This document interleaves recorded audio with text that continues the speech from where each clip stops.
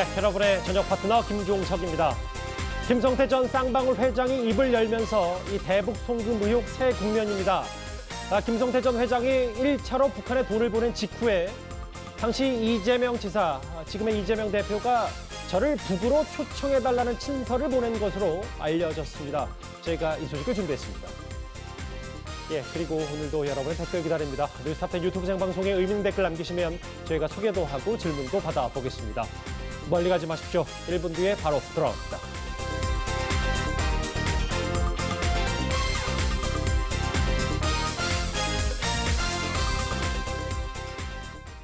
예, 오늘도 뉴스탑10이 자랑하는 뉴스 고수 네 분과 함께합니다.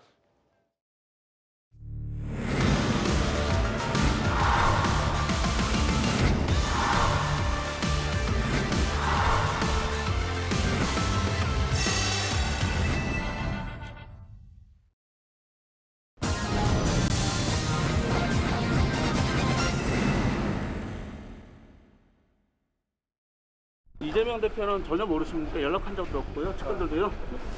아니 모릅니다.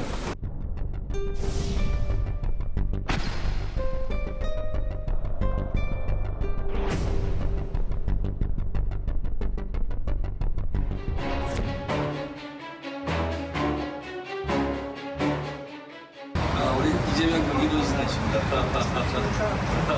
어디 오십시오. 어디 오십시오. 고생하셨습니다.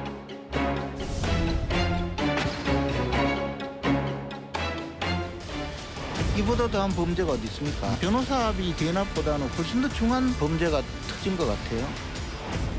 검찰의 대북 송금쇼도 신설 무대를 설치했습니다. 수많은 쇼들이 앞으로 펼쳐질 것 같습니다.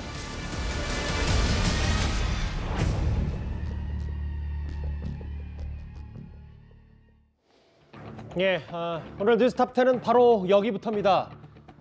1위와 4위를 하나하나씩 만나볼까요? 이재명 대표의 성남FC 후원금 의혹이나 대장동 의혹이 이 성남시 차원의 얘기였다면요. 이번 김성태 전 회장이 검찰에서 입을 열면서 커지고 있는 이 대북 송금 사건은 북한과도 연관이 된 꽤 규모가 큰 의혹입니다.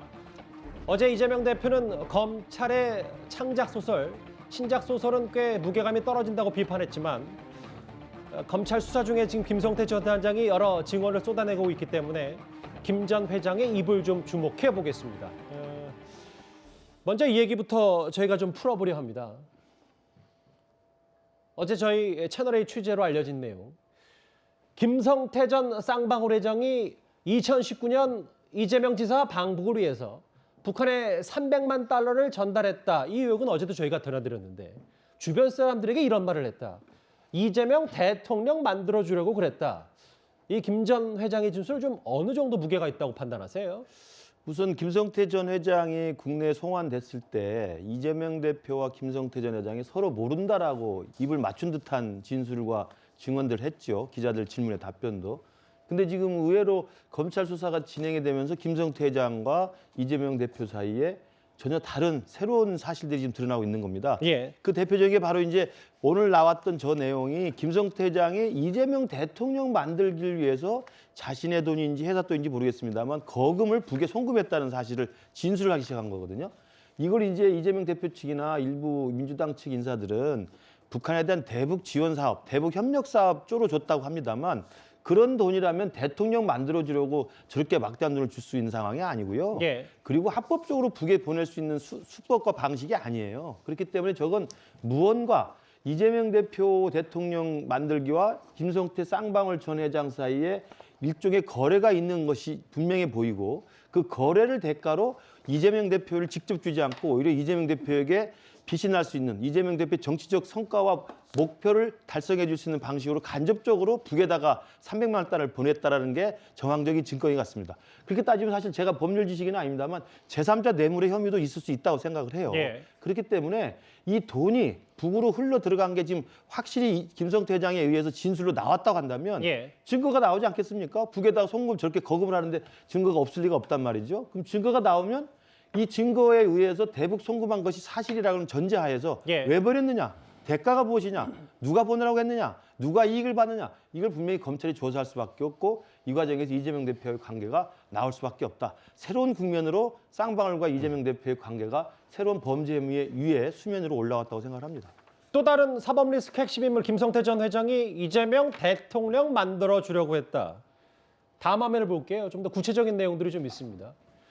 알려지기로는 그러니까 이재명 대표의 방북, 북한 방문을 위해서 김성태 전 회장이 300만 달러를 북한에 보냈다. 그것도 대통령 선거를 위해서.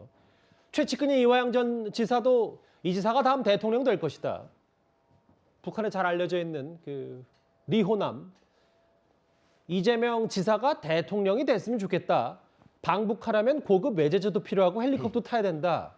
이게 마치 알려지기로는 이 변호사께서는 어떻게 보세요? 왜냐하면 이게 마치 이재명 대선 프로젝트처럼 뭔가 측근들과 북한과 관련 있게 움직인 거 아닌가? 뭐 이런 해석 때문입니다. 그건 아직 좀 섣부른 판단일 것으로 보여지고요. 평화부지사이다 보니까 당연히 남북 평화협력을 위해서 활동한 측면이 많이 있기 때문에 그 북한 리호남을 만났다고 한다면 더 덕담 수준의 것으로 보여지고요. 또한 김성태 씨가 300만 달러를 이재명 대표 방북을 위해서 줬다는데 저는 왜 줬는지 좀 이해가 안 돼요. 전화통화도 다른 사람을 통해서만 1년에 2번 통화한 게 전부라는데 도대체 그런 사람이 왜 이재명 대통령을 만들기 위해서 300만 달러를 줘야 되는지 저는 이해가 안 가고요. 그리고 실제 300만 달러가 북한에 전달됐는지 여부도 좀 불확실해요. 검찰발 뉴스를 보면 300만 달러를 밀반출했다는 기사는 나오고 있지만 300만 달러가 북한에 전달됐다는 것이 확인됐다라고 하는 기사는 없어요. 그래서 저는 좀 그 부분에 대해서는 아직 우리가 고민을 해봐야 된다 이런 생각이 들고 예. 그러면 500만 달러도 경기도의 스마트팜 지원을 위해서 대신 내주고 300만 달러도 이재명 대표 방북을 위해서 대신 내주고 그럼 본인은 왜 뭘 한 겁니까? 본인은 아무것도 준 게 없잖아요. 그런데 북한에서 광물 독점권을 따냈거든요. 그건 뭐냐면 자신이 북한의 히토류 등을 광물 독점권을 따낸다라고 한다면 엄청난 수익을 얻을 수 있는 경협 사업이 될 수 있기 때문에 자신의 사업을 위해서 했다고 볼 수 있거든요. 근데 모든 것이 경기도와 이재명 대표를 위해서 돈을 줬다? 그러면 자신은 그 막대한 경업 독점권을 따고서 아무것도 준 게 없는 거네요. 그렇기 때문에 저는 김성태 씨가 그냥 자신이 자신의 혐의에서 벗어나기 위해서 이재명 대표에 대해서 그냥 편안하게 진술을 뭐 허위든 가식적인 것이든 진술을 해주고 있는 것으로 보여집니다. 잠시만요. 이 변호사께서 말씀하셨던 분 중에 대략 검찰은 800만 달러 중에 300만 달러는 북한에 보낸 게 맞고 그거는 이 대표의 방북 비용이라는 진술을 확인했기 때문에 그건 제가 팩트를 바로잡고 이승훈 변호사께서 말씀하시는 건 김성태 전 회장이 본인의 가명을 위해서 사실과 다른 얘기를 검찰에 이것저것 진술하고 있다 이렇게 판단하시는 겁니까?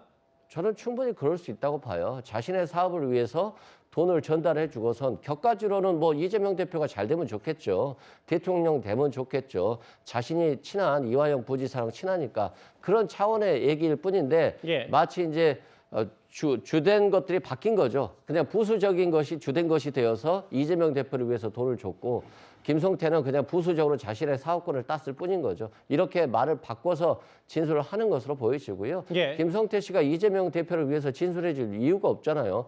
정치적 공동체도 아닌데. 예. 단지 자신의 사업을 위해서 활동을 했고 자신은 지금 자신은 엄청난 횡령 배임 혐의에서 또는 주가 조작 혐의에서 여러 가지 혐의에서 벗어나야 되기 때문에 어떤 수단과 방법을 가리지 않고 자신이 벗어날 수 있는 방법을 찾을 것으로 보여집니다. 예. 근데 그럼 바로 옆에 계신 변호사님께 서 변호사 생각도 이승훈 변호사 말 맞다나 결국은 김성태 전 회장이 어떤 목적을 갖고 이렇게 말을 바꿨다고 생각하세요? 저는 이제 전혀 그렇게 생각 안 하고요. 이게 엄청나게 본인한테 불리한 자백입니다. 아하. 지금 이제 그 300만 달러를요 북한에 주면 국내법으로는 이제 그 제3자 뇌물이 될 수도 있고 남북교류협력법, 그다음에 외국환 관리법 여러 개 법에 걸리고요. 그리고 이제 국제법적으로도 유엔 제재나 미국의 독자 제재 엄청난 일입니다. 이게 본인이 감형받는 게 아니고 이것 때문에 본인이 엄청난 중형을 받을 수 있는 예. 이런 이게 범죄를 자백을 한다? 끝까지 이게 안 보냈다고 부인을 해야지 본인한테 유리하지. 이걸 이게 자백하면 본인도 이게 제가 보기에 10년 이상 살 수도 있는 예. 이런 이게 중형을 저는 딜했다. 이건 상식적으로 말이 안 되는 거고요. 그리고 이제 저는 조금 전에 이 변호사님은 뭐냐면 이제 쌍방울이 자기 사업을 위해서 북한이 알아서 준 게 아니냐 이렇게 말씀하셨는데 그거는 어떤 이게 기업이요 대북 사업을 할 때는 독자적으로 기업만이 못합니다. 예. 예를 들어 이게 정권이 같이 하거나 정부에서 허가 없이 이게 대북 사업이 됩니까? 최소한 이게 경기도라는 공공기관 정도는 같이 들어가야 되거든요. 따라서 저는 이게 윈윈이라 봐요. 예를 들어 쌍방울은 북한에 투자해서 주가 조작도 하고 그리고 이제 이익도 버는 본인의 이익이 있지만 본인이 독자적으로 북한하고 사업은 어렵기 때문에 이재명 도지사 때도 이게 경기도하고 공동 사업을 많이 했잖아요. 그러면 이게 이재명 도지사도 좋고 쌍방울도 좋고 알겠습니다. 그리고 그게 윈윈이니까 돈을 저는 지급한 게 아닌가. 그러면서 이게 나중에 대통령까지 되면 더 크게 규모를 늘려서 1억 달러 예를 들어 이게 더 투자를 하자. 예. 이런 식으로 이게 저는 한 게 아닌가 이래 봅니다. 알겠습니다. 뭐 이재명 대통령 만들어 주려고 했다는 진술까지 좀 알려졌기 때문에 그런데 실제로 시계를 좀 돌려보면 그때로 돌려보면 이재명 대표를 비롯한 경기도는요 대북 사업에 상당히 공을 들였습니다. 필요한 시기에 경기도지사, 경기도의회, 시군단체장 등이 방북하기로 하였습니다. 대한민국 최초로 대한민국 지방정부의 초청에 응해주신 북측 대표단 여러분 역사적인 발걸음을 온 마음으로 환영합니다. 남과 북, 나아가 아시아 태평양이 함께 손을 맞잡고 열어가는 평화와 번영을 우리 경기도가 든든히 뒷받침하겠다고 약속드립니다. 알려지기로는 김성태 전 회장 측 그러니까 쌍방울이 500만 달러도 보내고 300만 달러도 보내도 2019년에 대략 우리 돈으로 한 100억 정도를 북한에 보냈다 이게 알려져 있는데 네. 오늘 문화일보 보도에 따르면 만약에 이재명 당시 지사가 대통령이 됐다면 쌍방울과 북한 간에 무려 1억 달러의 협약을 맺을 수도 있었다. 뭐 이런 당시 보도까지 좀 나왔습니다. 네, 좀 설명을 드리죠. 자, 2019년에 어떤 일이 있었냐면요. 쌍방울이 1월 17일과 5월 12일에 경제협력 관련해서 북한과 협약을 맺습니다. 이 과정에서 역할을 한 게 이재명 경기지사의 측근이었던 이화영 부지사였어요. 그런데 이 업무 내용을 보다 보면 이 쌍방울이 광물자원 개발 진행 문제하고 철도 건설, 그러니까 북한의 국가 사업을 독점하는 내용을 갖게 되는 겁니다. 그리고 이 조건으로 해서 쌍방울이 북한에 1억 달러 상당을 지원하는 내용이 협약서에 담겨 있어요. 예. 그런데 이 협약서를 체결하는 과정에서 이재명 당시 경기지사의 최측근인 이화영 부지사가 적극적인 역할을 했다는 겁니다. 그리고 이화영 지사가 이 협약과 관련해서 북측 인사를 만나서 다음 대통령은 이재명 경기지사가 될 것이다. 이렇게 이야기를 했고 또 북측 인사도 그렇게 됐으면 좋겠다. 이렇게 화답을 했기 때문에 이런 자금의 흐름이 이재명 당시 경기도지사를 대선 후보 그리고 대통령으로 만드는 것을 전제로 해서 북측과 계약을 체결한 것 아니냐. 이렇게 지금 검찰이 판단하고 있다는 겁니다. 예, 물론 뭐 이거는 실제로 이뤄지지 못했습니다만 만약에 이런 북한과 쌍방울의 1억 달러 협약 얘기가 이재명 대통령 당선을 전제로 했다. 이 보도 내용도 꽤 주목할 만합니다. 실제로요. 북한의 최고위층 김영철은 대북 사업의 창구로 안부수 아태협 회장을 지정하기도 했습니다. 그 화면도 잠시 만나보겠습니다. 이 대회를 위해 많은 도움을 주신 이재명 경기도지사님과 관계자 여러분들에게 감사를 드립니다. 정부나 기업에 지원 한 푼 없이 오직 저희들의 힘으로 이 사업을 진행해 왔습니다. 결국 계속 이화영 전 부지사의 이름이 빠지진 않고 있어요. 북한의 고위급 인사와 경기도 대북 사업을 논의했고 앞으로 안부수 아태협 회장 통해 상의하라. 북한의 정찰총국장 출신 우리에게도 잘 알려진 김영철이 이 부분을 짚었다라는 보도도 나왔고요. 안부수 회장을 김성태 전 회장 소개시켜주면서 그 문제 사진 있잖아요. 예를 들어 김성태, 안부수, 그리고 이화영, 북한의 인사까지. 제가 직함상략하고 그 중국에서 만났던 저 사진 때문에 뭔가 생각보다 더 북한과 쌍방울의 교류가 많지 않았냐. 그렇기 때문에 다시 한번 이 화면을 보면 2019년에 그러니까 직전 해에 이런저런 교류들이 좀 오갔고 2019년에 처음에는 500만 달러, 2019년에는 300만 달러를 주고받은 것 아니냐. 이런 검찰의 시각은 김성태 전 단장이 입을 열었기 때문에 이런저런 해석들이 좀 나오거든요. 근데 이건 이제 물밑에서 일어났던 일이고 측근들 얘기고. 다음 화면을 보겠습니다. 근데 오늘 주목하고 싶은 얘기는 바로 지금부터 만나볼 이 얘기예요. 분명히 500만 달러를 300만 달러, 각 대략 100억 원의 돈을 쌍방울이 북한에 보냈는데 그 중간에 이재명 대표 명의의 친서가 북으로 전달됩니다. 초안에 방북 초청 요청. 뭐 마지막엔 삭제가 됐습니다만 이 친서가 북한으로 넘어갔다. 이거 좀 어떻게 받아들이세요? 그게 최근에 오늘도 뭐 사진 여기저기 나왔습니다만 이재명 경기도지사 직인이 찍힌 공문까지 사부에 나왔습니다. 그런 것은 뭐냐면 경기도지사 입장에서 단독 방북이라는 엄청난 행사를 추진하고 싶은 욕심이 있었던 겁니다. 잘 생각해 보십시오. 남북 정상회담은 대통령이 당선되면 정상으로서 하고 싶은 큰 이벤트입니다만 대선 후보급이 단독으로 방북하는 경우는 극히 드뭅니다.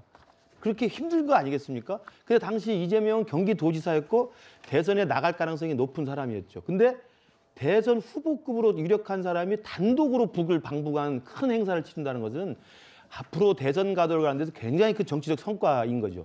그걸 위해서 쌍방울이 500만 달러는 스마트팜 비용으로 대납을 해주고 300만 달러는 방북을 허락해주는 뒷돈 비슷한 개념으로 300만 달러 송금해줬다는 것이 확실해진다면 이거 제가 아까 말씀드린 제3자 뇌물의 전형적인 틀에 딱 맞는 거예요. 이재명 지사의 개인적인 대선 후보급의 단독 방북이라는 엄청난 정치적 성과를 제공해주고 그 대신 쌍방울에는 히토류, 아까 나왔지 않습니까? 히토류 광물 개발, 그다음에 무슨 철도 도로 개발, 단독 독점 사업을 경기도에 도움 없이 어떻게 받습니까, 쌍방울이? 그걸 받아가지고 만약에 잘 돼서 그것도 더더군다나 대통령까지 당선돼서 대북 사업을 독점한다면 이번에는 독점한 것이 아니라 저 협약서 MOU만 맺고 나서도 주가 조작해서 엄청난 돈을 끌어들였잖아요. 쌍방울에서. 그건 이미 검찰이 알고 있는 거란 말이죠. 그러니까 쌍방울은 그 정도의 대가를 받고 이재명 대표는 단독 방북을 성사시키고 그 과정에서 뒷돈을 쌍방울이 대준 거죠. 제가 이제 북한 전문가니까 압니다만 경기도라는 지자체에서 대북 사업을 하려면 투명하고 합법적 방법은요. 경기도라는 지자체가 남북교류협력기금을 조성하면 됩니다. 세금을 가지고 거기에 위원들이 다 있어 위원회에서 심의해서 의결하면 그걸 집행할 수가 있어요. 그걸 집행하는 대리기관이 안부소회장에 있는 아태협의가 하는 거예요. 왜냐하면 2021년에 공시가 바뀌기 전까지는 개별 지자체는 단독 대북 사업을 못하게 돼 있습니다. 그러면 반드시 대북협력 사업자를 끼고 해야 돼요. 그러니까 아트 지원협을 만든 겁니다. 그러면 쌍방울이 낄 여지가 없는 겁니다. 투명하게 하려면. 경기도가 예산을 만들고 스마트팜 사업을 한다면 경기도 예산이 50억이든 100억을 만들어서 아트협이 북에다 지원해주고 묘목 갖다 주고 나무를 심어주면 되는 겁니다. 근데 쌍방울이 300만 원을 줬다는 거 아니고 500만 원 줬다는 거 아닙니까? 이건 분명하게 불법이고 무언가 정치적 거래와 부정한 청탁이 있다는 것을 방증하는 걸 생각합니다. 그러니까 정치 전문가이자 북한 전문가이도 하시니까 정상적인 절차라면 이런 방법은 뭐 상당히 불가능하다. 그렇기 때문에 어찌됐건 불법을 저지를 수밖에 없고 쌍방울 입장에서 만약에 이런 한다면 경기도도 그렇기 때문에 교류 정도가 아니라 유착이다. 네, 저는 여기에서 2019년 11월이라는 이 시점에 대해서 주목할 필요가 있다고 봅니다. 300만 달러, 그러니까 쌍방울이 이재명 경기지사 방북을 위한 경비를 제공했는데 그 시기가 2019년 11월이에요. 그러니까 하노이 북미 정상회담이 결렬되면서 남북 관계가 급격히 얼어붙었거든요. 그래서 문재인 정부에서 대북 관계가 과연 정부에서 이야기하는 것처럼 제대로 가고 있느냐 회의감이 들던 시기예요. 그렇기 때문에 이 시기에 이재명 경기지사가 방북을 했다면 명실상부한 차기 대선 후보로 그냥 되는 겁니다. 그렇기 때문에 왜 하필 2019년 11월이었을까? 이 시점에 대해서 좀 주목할 필요가 있다. 이런 말씀을 드립니다. 이수근 변호사께서는 어떻게 보세요? 그러니까 결국은 이재명 대표의 정치적 이득을 위해서 김성태 전 회장의 진술에 따르면 대략 100억 원에 가까운 돈을 북한에 보냈고 이재명 대통령 만들려고 했다. 뭐 이런 얘기인데. 그리고 북한과 거래하고 뒷돈을 줬다. 그럼 이런저런 사실을 모르고 이 대표는 전혀 모르고 이 친서만 전달했다. 저희가 이렇게 받아들이면 되는 거예요? 이 대표의 시각은? 아니 근데 김성태 씨가 이재명 대표의 대통령 당선을 위해서 100억 가까이 썼다라고 하는데 왜 이재명 대표가 한 번도 안 만나줬는지 이해가 안 가요. 오히려 예. 도대체 이해가 안 가요. 개인의 어떤 이익이 있었겠죠. 보면 2019월 달에 이재명 대표가 당선 무효형을 선고받아요. 벌금 300만 원을 선고받아요. 그렇기 때문에 대선 가도가 끊어질 위기에 처해 있었어요. 그런데 이재명 대표를 위해서 자신이 그냥 300만 달러 쓴다? 조금 이해가 안 된다. 이런 말씀을 드리고요. 북한 투자는 굉장히 리스크가 있는 사업이에요. 정주영 회장도 전 회장도 소떼를 몰고 북한으로 갔습니다만 굉장히 그 관광 사업권을 독점했습니다. 결국 리스크로 해서 다 끝났잖아요. 남북 관계가 경색되면서. 근데 왜 이 쌍방울 김성태 전 회장은 그렇게 북한에 뭘 주려고 했을까요? 분명히 리스크를 포함하는 겁니다. 사업이라고 하는 것은. 그럼에도 불구하고 예. 이렇게 사업을 했다라고 하는 것들은 정말로 진정으로 이제 북한과 사업을 통해서 돈을 벌려고 했었을 수도 있고, 두 번째는 주가 조작을 통해서 돈을 벌려고 했었을 수도 있거든요.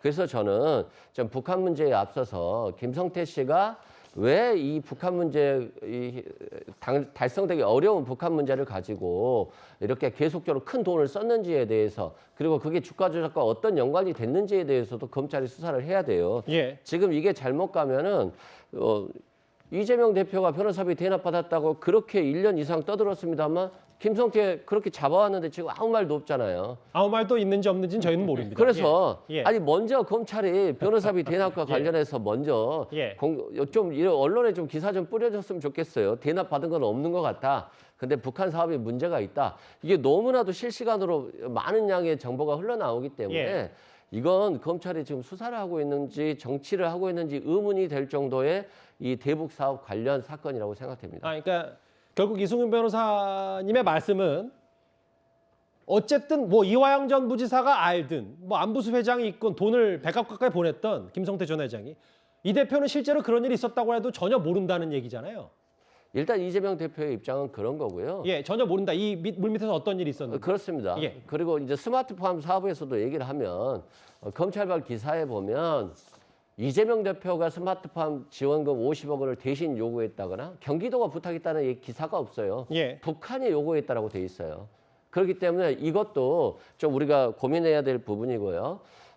북한에 돈을 왜 김성태가 주겠습니까? 자신이 일단 필요한 게 있었겠죠. 그것에 수사를 집중하는 게 맞지 않나 싶습니다. 알겠습니다. 결국은 이제 계속 돌고 돌아서 김성태 전 회장이 북한에 돈을 보낸 건 맞는데 그 성격이 본인 그냥 개인 사업을 위해서냐, 아니면 정말 이재명 대표 방북이나 혹은 대선을 위해서냐, 뭐 이 부분인데, 일단 이 대표 측은 설사 이런 일이 있었다고 하더라도 나는 전혀 모르는 일이다라는 게 기본 입장인 것 같고, 그만큼 그때는 남북 관계가 급속도로 얼어붙은 시점이기 때문에 어떻게 경기도가 단독으로 이런 일을 추진했냐, 뭐 이런 얘기를 민주당에서 하고 있거든요. 관련해서 화면을 잠시 준비했습니다. 오지랖 넓은 중재자, 촉진자 행세를 할 것이 아니라 민족의 이익을 옹호하는 당사자가 되어야 합니다. 우리의 입장과 의지에 공감하고 보조를 맞추어야 하며 실천적 행동으로 그 진심을 보여주는 용단을 내려야 합니다. 남과 나아가 아시아 태평양이 함께 열어가는 평화와 번영을 우리 경기도가 든든히 뒷받침하도록 하겠습니다. 맞아요. 민주당 얘기는 2019년에는 남북 관계가 꽤 경색됐을 시점이기 때문에 어떻게 경기도가 독자적으로 이런 일을 하냐. 근데 또 다른 얘기가 있어요. 화면을 좀 바꿔보겠습니다. 오히려 그렇기 때문에 대북 사업을 통해서 뭔가 본인의 정치적 입지를 올리려고 했던 거 아니냐. 갑자기 또 평화부지사라는 직함까지 만들었기 때문에, 당시에는 또 이따 화면에도 나올 테지만 박원순 전 시장이나 최문순 전 지사만 2018년에 문재인 전 대통령 함께 방북을 했거든요. 이것 때문에 정치적 고려 얘기가 상당히 좀 많이 나오긴 합니다. 그렇죠. 그러니까 2019년 시점이라는 부분을 좀 주목할 필요가 있는 게, 아까 제가 말씀드린 것처럼 대선 주자로서 유력한 후보가 단독 방북이라는 큰 이벤트는 전무후무한 거라고 제가 분명히 말씀을 드리고요. 그걸 위해서 이화영 부지사를 정무부지사 대신 직제 대신에 평화부지사로 영입을 해서 이화영 부지사가 뛰어다니면서 김영철 만나고 김영철 통해서 안부수 소개시켜주고 쌍방울 끓여들여서 돈 대납해주고 뭐 이 사실이 지금 드러나 있는 거 아니겠습니까? 그러면 500만 달러 스마트팜 지원 사업이라고 준다고 한다면 그것조차도 제가 아까 말씀드린 것처럼 지자체 예산으로 하는 것이지 어느 회사 돈을 손을 비틀어서 낼 수 있는 돈은 아니라는 말씀 분명히 드리고요. 그리고 이제 방북 대가로 300만 달러 줬다는 것을 김성태 회장이 지금 진술하고 있다면 그 방북 추진에 대한 것은 정치적 거래가 분명히 있다는 거죠. 그렇지 않고서 저걸 줄 리가 없다는 말씀을 드리고 물론 그 과정에서 쌍방울도 MOU 체결해서 그것만 가지고 주가 조작해서 돈을 끌어모을 수 있겠지만 그걸 가지고 그 대가로 돈을 줬다는 말을 하지 않고 있기 때문에 그 300만 달러는 분명히 제3자 뇌물의 혐의가 굉장히 진하게 배어있는 돈이라는 말씀 드리고요. 그래서 2019년에 만약에 성사됐다고 해보십시다. 정말 이화영의 노력과 김영철의 그 인연과 그리고 쌍방울의 지원으로 해가지고 2019년 말경에 단독 방북이 성사됐다고 한다면 이재명 지사로서는 엄청난 정치적 성과를 얻어낸 거죠. 2020년부터 반드시 이제 민주당이 유력 주자로 부상하지 않겠습니까? 바로 그렇기 때문에 저는 이재명 지사가 저 부분에 대해서 공을 많이 들였다는 개인적 생각을 하고 있고 더더군다나 저는 이재명 지사로부터 이해할 수 없는 부분은 자기가 경기도지사 직인 찍어서 공문을 보냈고 거기에 이화영 부지사가 사인한 결재 공문이 있는데 모른다는 게 말이 됩니까? 상식적으로? 그러면 도지사 그만둬야죠. 어떻게 그걸 모른다고 합니까? 그걸 안다고는 해줘야죠. 나는 그게 이해가 되지 않습니다. 다만 지금 이화영 전 부지사가 입을 열지 않고 있기 때문에 검찰도 저 대북 송금을 이 대표가 알았는지 몰랐는지를 알려면 이화영 전 부지사의 진술이 좀 절대적인데 아직 그 부분까지는 알려지기로는 못 간 것 같거든요. 저 장면이에요. 그러니까 2018년 9월 당시 문재인 전 대통령이 북한의 김정은과 정상회담을 하러 평양에 갔을 때 접경 지역인 경기도 지사는 못 갔고 저렇게 박원순 전 시장과 최문순 전 강원도지사만 함께 방북을 했었습니다. 그래서 정치적 고려가 있지 않냐 뭐 여러 해석이 좀 나올 수밖에 없고요. 오랜만에 저 화면을 봤네요. 근데 이제 대북 송금 이 의혹과는 별개로 이재명 대표와 김성태 전 회장이 적어도 전혀 몰랐던 사이는 아니라는 정황들도 있습니다. 화면을 보겠습니다. 이재명 대표 측이랑은 뭐 연락 줬거나 쌍방울 전환 사채 중에 변호사비로 흘러 들어간 건 없었을까요? 지금 전혀 모른다고 말씀하신 건가요? 쌍방울과 이재명은 대체 무슨 관계입니까? 나도 모르겠어. 뭘 알아야 내가. 제가 전에 한번 그랬죠. 내가 2년이라면 이거 내이 사입은 거. 도대체 저는 김성태라는 분 얼굴도 본 일이 없거든요. 근데 그분이 왜 제 변호사비를 내며 받은 사람은 대체 누구냐 그럼? 그 사람 잡아가든지. 정말 황당무계해요. 이 얘기 또한 어제 저희 채널A가 단독으로 취재한 이 내용인데 2019년 5월 김성태 전 회장 모친 상태 이재명 비서실장이 조문을 했고 이듬해 3월에는 이재명 대표 모친 상태 김성태 전 회장 측근이 조문을 했다. 서로 조문을 했고 직접 조문 가면 위험할까 봐 측근을 대신 보냈다. 어떻게 받아들이세요? 뭐 본인들은 이게 처음에는 이게 전화를 통한 적이 한 번도 없다. 이렇게 두 분이 말을 맞췄던 것 같아 처음에는. 근데 누가만 이제 이거 알려줬겠죠. 술자리에서 2019년 1월달에 전화를 이렇게 바꿔준 적이 있다. 그러다 보니까 이제 그 이재명 대표는 이제 그 미리 이제 그 어떤 술자리에서 누가 바꿔줬는데 기억은 잘 안 난다. 이렇게 그 선행자백 비슷하게 했는데요. 저는 이게 도저히 이해가 안 되는 게 아니 부지사가 이게 바꿔준 전화를 누가 바꿔준지 기억이 안 난다. 그리고 이게 쌍방울 회장이면 나름대로 이게 그래도 우리나라 이게 중견기업 100 이하는 중견기업의 대표인데 통화한 게 기억이 안 난다. 이게 도저히 납득이 안 되잖아요. 저는 그 부분을 이게 명백한 거짓말로 보고 자 그다음에 두 번째는 그렇게 그럼 전혀 모르는 사이에 왜 이렇게 상호 조문을 가는 겁니까? 예를 들어 이게 쌍방울이 경기도 기반한 기업은 아니잖아요. 원래는 이게 전부 기업 아닙니까? 쌍방울이 굳이 경기도지사가 뭐 삼성, 현대 이런 것처럼 이거 갈 이유가 없는 이런 게 기업이고 그다음에 무엇보다 저는 쌍방울이 그때 이재명 지사 이제 그 모친 상태 그때 아마 이게 정중히 뭐 화환이나 모든 걸 거절한 걸로 코로나 와중에 아는데 이렇게 자금을 담당하는 박모 부회장이 직접 여기 갔다 이거는 둘 사이에 저는 상당히 친분 친밀감이 있으니까 가능한 행위가 아닌가 이런 생각이 들고요. 마지막으로 이게 그 이재명 대표가 얼마 전에 그 경선할 때 현금 2억 7천을 입금했거든요. 2억 7천을. 근데 그 돈이 어디서 났느냐 했더니 2년 전에 이미 은행에 인출돼가 장롱에 있던 거 돈하고 그다음에 어머니 모친상의 조의금 이런 거 모아가지고 2억 7천을 현금 입금했다. 이렇게 설명한 적이 있어요. 예. 저는 이게 모친상에 모았다. 일반 공무원들이 우리 김영란법에서 조의금 얼마 내겠습니까?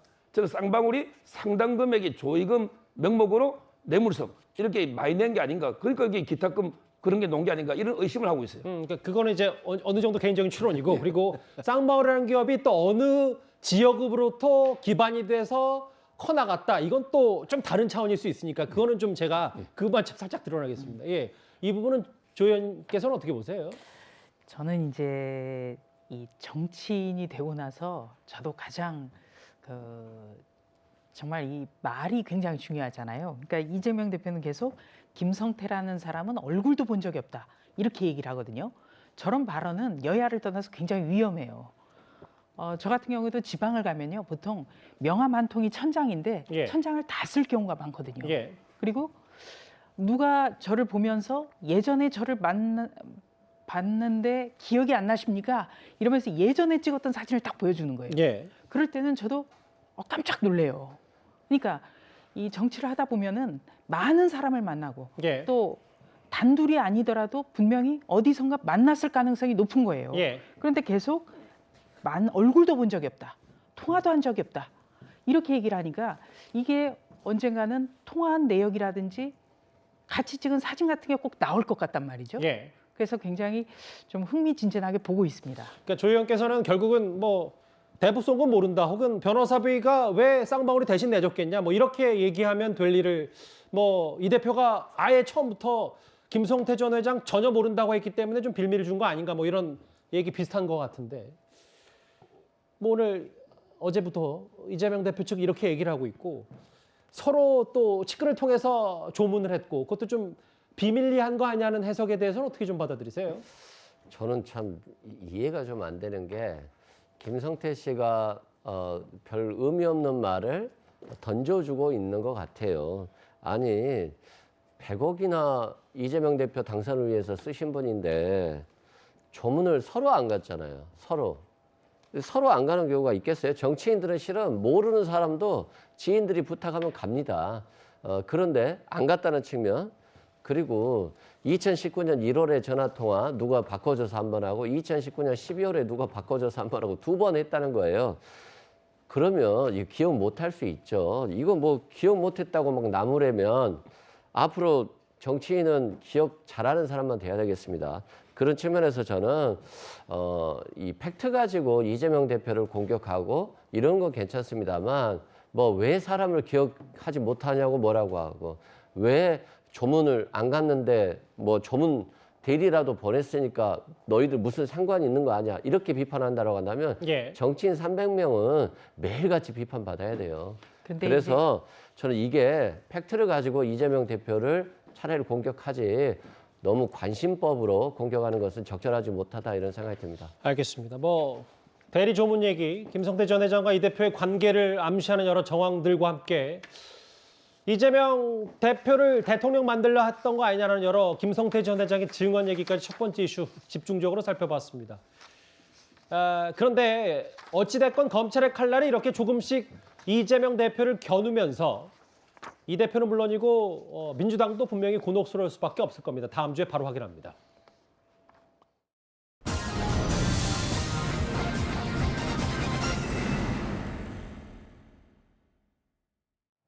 예, 한동훈 장관 멍청하다 웃고 비꾼 야당 지도부인데요.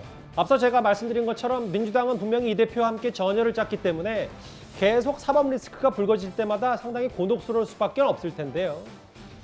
일단 민주당은 한동훈 장관의 어제 이 대표 발언, 이재명 대표 관련 발언을 집중적으로 오늘 파고들었습니다.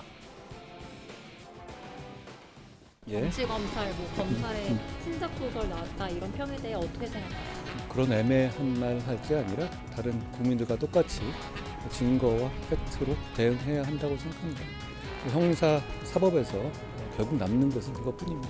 이재명 대표가 유동규 씨의 진술만으로 도작이다 이런 말을 하고 있는데 이 대표 말씀대로라면 만약 자기가 대선에서 이겼으면 권력을 동원해서 사건을 못하게 뭉갰을 거다 이런 말처럼 들리거든요. 표를 더 받는다고 있는 죄가 없어지면 그건 민주주의가 아니라고 생각합니다. 한동훈 장관이 멍청한 발언, 명언이 아닌 멍언을 했습니다. 땡큐 한동훈. 한동훈 very stupid. 한동훈 장관은 가정법을 사용했군요. 저는 직설화법, 현실화법으로 되돌려 드립니다. 윤석열 대선 이겼으니 아내의 논문 표절 의혹 뭉개고 있습니까? 윤석열 정권 뭉개구름 정권입니까? 그런데 말입니다. By the way, 사건 번호 133호 김건희 수사는 안 합니까? The question of the people 이었습니다. 일단 당대표에 대한 여러 의혹들은 제기되고 있는데 오늘 화면에서 보신 것처럼 야당 지도부의 회의는 분위기는 일단 화기애애 보이는데 대선에서 이겼을 경우 권력 동원해서 사건 뭉갰을 거란 말처럼 들린다. 어제 한 장관의 이 말을 오늘 김의겸 대변인은 비아냥 말투 분야 올림픽이 있다면 삼관왕이라고 했고 멍청한 발언이다. 앞서 정청래 의원은 꽤 영어까지 섞어가면서 비판했거든요. 어떻게 들으셨어요? 참 품격이 없다라는 생각을 합니다. 지도부가 야당 지도부가 정부 여당을 비판할 수는 있죠. 그리고 정부 여당을 견제하고 감시하고 비판하는 것 이거는 야당 지도부가 할 일입니다만 아니 이게 지금 뭐 영어까지 섞어가지고 뭐 멍청하다 이렇게 표현하는 거를 상식을 가진 국민이 어떻게 받아들이시겠습니까? 그리고 이 모든 사태의 원인은 이재명 대표에게 있어요. 패자로서 오란이 가겠다. 아니 이게 무슨 말이에요? 그러면 우리나라가 선거에서 진 정적을 사법 시스템을 이용해서 제거하는 나라다? 아니 이런 국가가 지금 현대사회에 존재할 수가 있습니까? 바로 이런 인식 자체가 잘못됐으니까 최고위원들이 또 대변인이 저런 이야기를 하는 거예요. 그리고 특히 김의겸 의원 같은 경우에는 대변인으로서 한동훈 장관을 비판하고 있는데 본인의 청담동 술자리부터 사죄를 해야 되는 거예요. 이거는 지금 아직까지도 저런 분들이 더불어민주당의 수석 최고위원이고 더불어민주당의 대변인이고 이런 것이 더불어민주당에는 전혀 득될 게 없다. 이 말씀도 드립니다. 오늘 한동훈 장관에 대해서 오늘 지도부 차원에서 좀 반박을 했기 때문에 뭐 반론권 차원에서도 조수진 의원께 그 질문을 드렸는데 한동훈 장관을 이렇게 민주당 의원들이 직격하는 것은 물론이고 또 다른 얘기가 있어요. 그러니까 또 하나 민주당은 한동훈 장관 말고도 김건희 여사 의혹으로 맞불을 놓고 있습니다. 오늘부터인가요? 김건희 여사 특검을 촉구하는 릴레이 1인 시위도 시작을 좀 했는데 뭐 단장까지 포함해서 박범계, 진성준, 김남국, 김용민 이런 뭐 여러 어찌 보면 강경파 의원으로 분류되는 40여 명이 김건희 여사 특검을 요구하는 국회 밤샘 농성도 시작하고 이렇게 뭐 전사적으로 나가고 있는데 맞불을 이재명 대표 사법 리스크를 일단은 김건희 여사의 의혹으로 좀 쏘아 올리겠다. 민주당의 전략은 이승훈 변호사께 질문드리면 이렇게 해석하면 되겠습니까? 네, 뭐 그런 부분도 있었던 것 같아요. 우리가 민주당이 김건희 여사에 대해서 뭐 구두가 어떠네, 뭐 포르노그래피가 어떠네 이렇게 비판하는 것 자체는 적절하지 못하고 정청래 의원도 뭐 기분은 알겠습니다만 좀 신중하게 접근할 필요는 있을 것 같아요. 다만 이재명 대표에 대해서 대장동 수사를 하고 성남FC 수사를 하고 이런 것들은 다 대선 과정에 있어서 국민들이 의혹이라고 보는 부분들이 있었어요. 그래서 수사가 되고 있는 거잖아요. 그렇다고 한다면 대선 때 김건희 여사에 대한 도이치모터스 주가 조작이라든가 장모에 대한 여러 의혹들도 같이 나왔고 함께 국민들이 검증하기를 원했던 것입니다.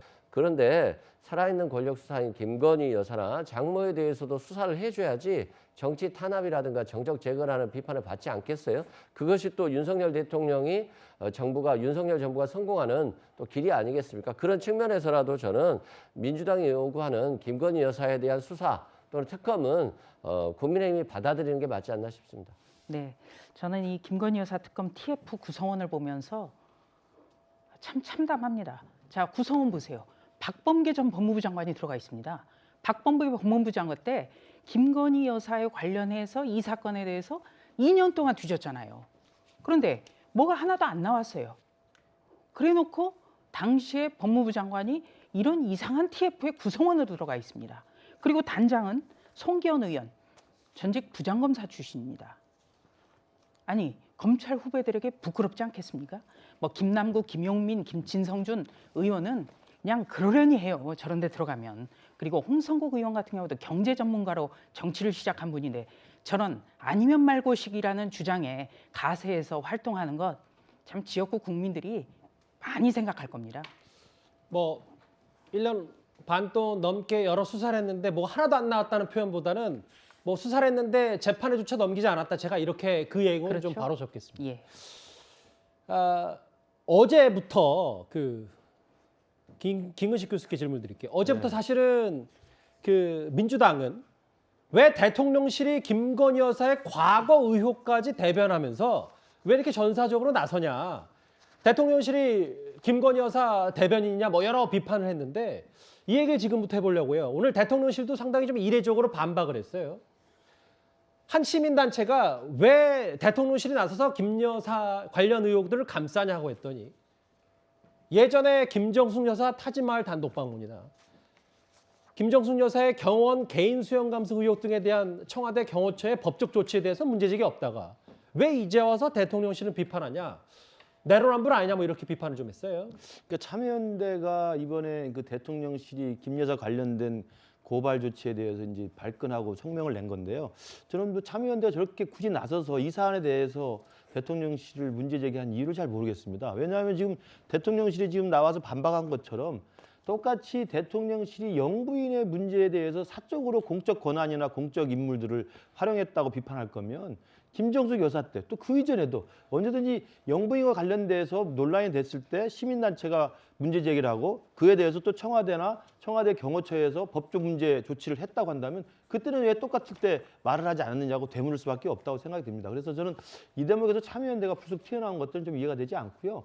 저는 이 논란은 대통령실이 과잉 대응이냐 아니냐 이를 차치 그 이야기를 따지기 전에 과연 김의겸 의원이 지금 연달아서 김건희 여사와 관련된 문제 제기를 하는 것이 정말 야당 국회의원으로서 합리적으로 납득할 만한 의심을 가지고 의혹 제기를 하는 것인지 아니면 아까 조수진 의원이 이야기했지만 그냥 가짜뉴스를 생산하는 식의 그냥 아니면 말고 식의 의혹들을 마구 터뜨리는 것인지 이것에 대해서는 국민들의 판단이 이미 나 있다고 생각을 합니다. 청남로 술자리 가짜뉴스뿐만 아니라 EU 대사 접견 당시에 가짜 브리핑했죠. 그리고 여러 가지 내용들에 있어서 이 김건희 여사의 포르노그래피에 대한 민주당 의원의 또 당시의 가짜 논란 이런 등등을 보면 대통령실에서는 지금 어찌됐든 간에 현직 대통령의 부인 아닙니까? 대통령 배우자에 대해서 야당에서 공개적이고 공식적으로 가짜뉴스를 생산해서 비난할 때 가만히 있을 수는 없는 거 아니겠습니까? 대통령실에서는 국민들에게 설명을 해줄 필요가 있죠. 예. 납득을 해줄 필요가 있죠. 그게 아니다라고 해명할 필요가 있지 않습니까? 그와 관련해서 법적 대응을 한 것을 놓고 저는 참여연대가 편을 들어서 나선 것은 적절치 않다고 생각하고 저도 개인적으로는 대통령실이 배우자 문제에 대해서 건건마다 나서서 하는 건 좋지 않다고 생각합니다. 예. 그러면 그 전에 저는 민주당이 왜 이렇게 김건희 여사에 대해서 스토커 비슷하게 계속 하는지 저는 그 부분에 대해서 납득하기가 더 어렵습니다. 정확히는 빈곤 포르노입니다. 포르노그래피가 아니라 두 분이 있어서. 예. 대통령실의 얘기까지 좀 만나봤고요. 알겠습니다. 김건희 여사 관련 특검. 김건희 여사 특검해라 이렇게 민주당이 한 목소리 단일되어 외치고 있지만 내부 파열음도 만만치가 않습니다. 다음 주제도 바로 가보겠습니다.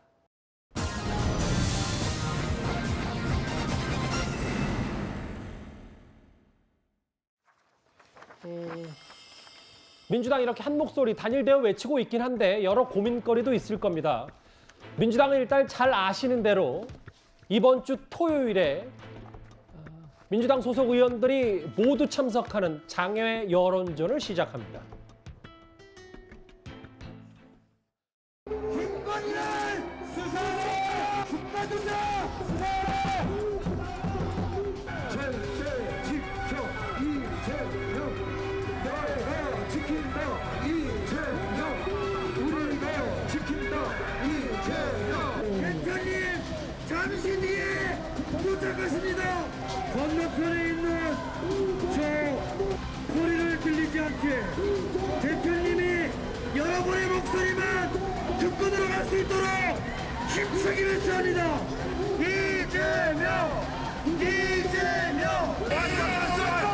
특전수 자 이재명 대표께서 오셨습니다.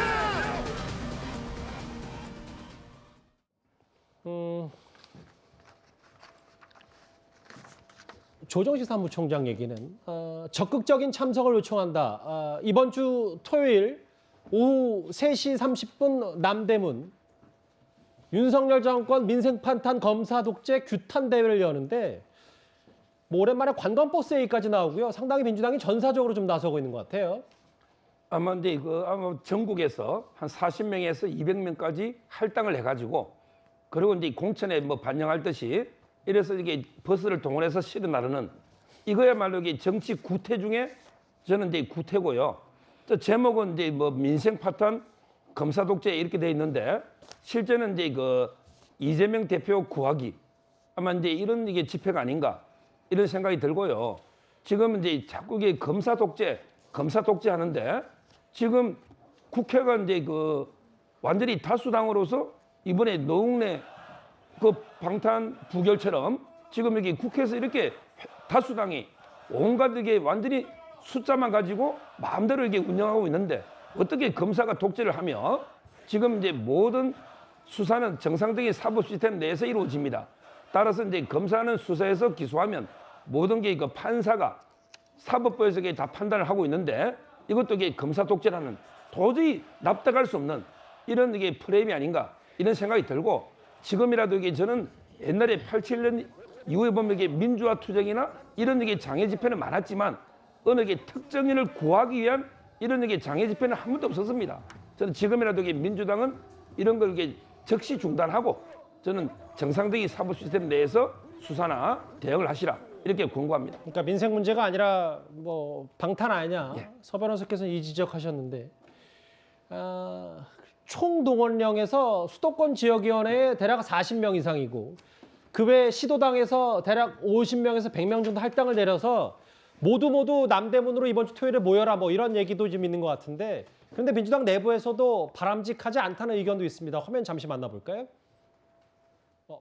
이재명 당대표 사안에 관련해 갖고서 지속적으로 저희가 장외에서 국회 밖에서 싸우는 건 저는 뭐 바람직하지 않다고 보고 있고요.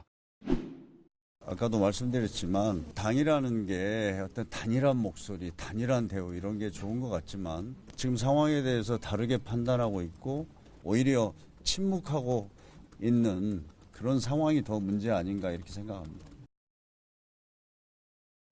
근데 이게 이런 뭐 이른바 총동원령에 대해서 어제 저녁이었나요? 이재명 대표도 사실 본인 SNS 직접 이날 이런 행사를 개최한다라고 올렸는데 글쎄 뭐 여러 논란이 좀 있습니다. 어떻게 좀 받아들이십니까? 여야를 떠나서 참 안타깝게 생각합니다. 우선 이 국회 과반의 의석을 가졌어요. 국회에서 뭐든지 할 수 있는데 1월에 국회 열어놓고 지금까지 아무것도 하는 게 없잖아요. 그래서 방탄국회라는 비판을 받는 겁니다. 그리고 제1야당이 거리로 나가겠다. 나갈 수 있죠. 그런데 그거는 민생과 관련해서 나가야 돼요.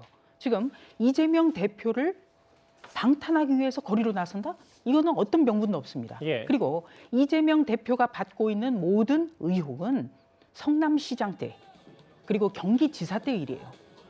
제1야당 대표로서 받는 게 아니에요.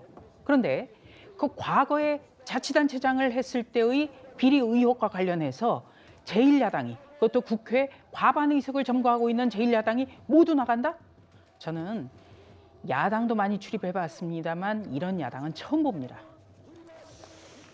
근데 사실은 뭐 이렇게 이재명 대표가 직접 SNS에 올린 얘기 말고도 강성 지지자들도 좀 더 한 발 더 나아간 측면이 있어 보이거든요.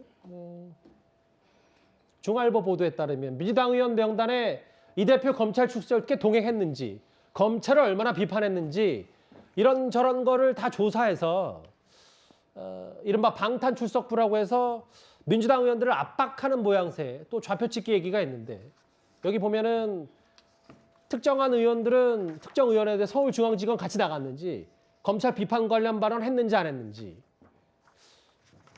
좀 이 변호사께서 어떻게 받아들이세요? 뭐 저는 저게 뭐 적절하다고 보여지는 않지만 뭐 당 조직에서 한 게 아니라 지지자들에서 한 것이기 때문에 어떻게 막을 수는 없는 것으로 보여지고요. 이 부분에 대해서 이재명 대표가 사과를 했어요. 그런 부분을 좀 이해하시면 될 것 같고요. 당이라고 하는 것은 다양한 의견이 개진되고 수렴되어야 되기 때문에 저것에 대한 비판도 당연히 수렴되어야 된다고 생각합니다. 다만 민주당이 장외로 한번 나간다고 해서 뭐 그게 달라질 건 없잖아요. 나갈 수도 있다고 생각되고요. 민생을 위해서 나갈 수 있죠. 지금 윤석열 정부에서 9개월, 10개월 됐는데 야당 대표, 야당 원내대표 만난 적 없잖아요. 자기 사람들만 계속 만나고 있잖아요. 대화 협치가 없잖아요. 그런다고 해서 경제가 잘 돌아갑니까? 난방비는 오르고 있잖아요. 그리고 10개월 연속 무역 적자 나고 있잖아요. 반도체 사업 흔들리고 있습니다. 야당, 국회, 반쪽 없어도 되는 겁니까? 이 부분은 왜 대통령이 생각을 안 해야 될까요? 민주주의 위기 아닙니까? 대선 패배했죠. 야당이 패배했고 받아들여야 되겠습니다만 너무나 1년 4개월 동안 내내 지금 검찰 수사만 되고 있잖아요. 국적의 동력을 마치 수사에서 확보하는 것 같은 인상을 지울 수 없고요. 지금 윤석열 대통령 정부가 권위주의적인 정부라고 하는 데는 꼭 야당을 떠나서 여당 내에서도 이준석 당대표 징계로 대표직 물러났죠. 유승민 후보 불출마했잖아요. 100% 당원 경선으로 바꿨죠. 그리고 나경원 전 원내대표 사표 썼더니 해임하고 초선 의원들 40명이 린치해서 불출마했잖아요. 이게 굉장히 권위주의적인 정부 아닐까요? 이 부분은 또 국민의힘도 다시 한번 되새겨 봐야 될 것 같습니다. 취지는 이해합니다만 또 주제와 약간 좀 거리가 있어서요. 일단 무슨 말씀인지는 알겠습니다. 민주당 내부에서도 민생도 아닌데 왜 장외투쟁을 나서야 하냐, 혹은 민심 얻는데 도움 안 될 것이다, 뭐 여러 내부 파열음도 분명히 있습니다. 그래서 이런저런 민주당의 몇몇 의원들은 이게 자칫 과거에 조국 사태 시즌2가 될까 봐 우려하는 목소리도 분명히 있습니다.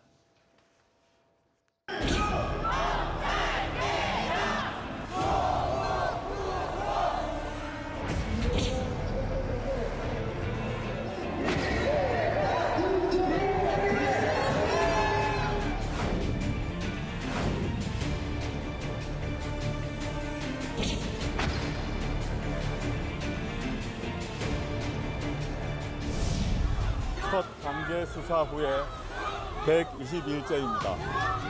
그동안 가족 전체를 대상으로 하는 검찰의 끝이 없는 전방위적 수사를 견디고 견뎠습니다. 혹독한 시간이었습니다. 저는 검찰의 영장 신청 내용에 동의하지 못합니다.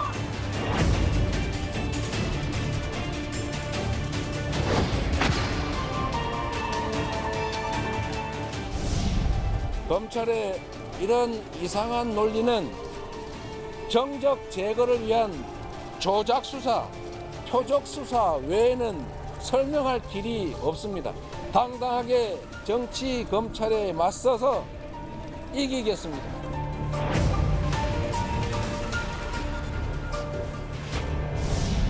지금 문재인 정부 국정과제의 가장 중요한 과제 중에 하나가 검찰개혁 법무부 탈검찰안입니다. 지금까지 쭉 진행되어 왔던 그 과제를 마무리를 하고 그 다음에 제가 물러나야 되지 않을까라는 생각을 하고 있습니다.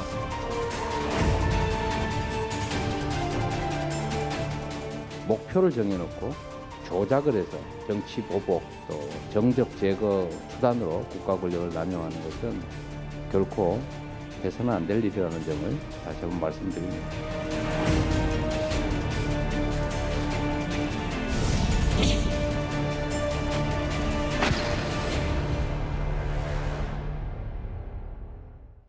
조국 전 장관 영상도 꽤 오랜만에 만나봅니다. 어쨌든 이번 토요일 장외투쟁 얘기로 좀 말들이 많은데, 그런데요, 민주당 내부에서조차도 만약 검찰이 이재명 대표 구속영장을 청구해서 국회로 체포동의안이 넘어온다면 장담할 수 없을 거란 얘기까지 나오고 있습니다.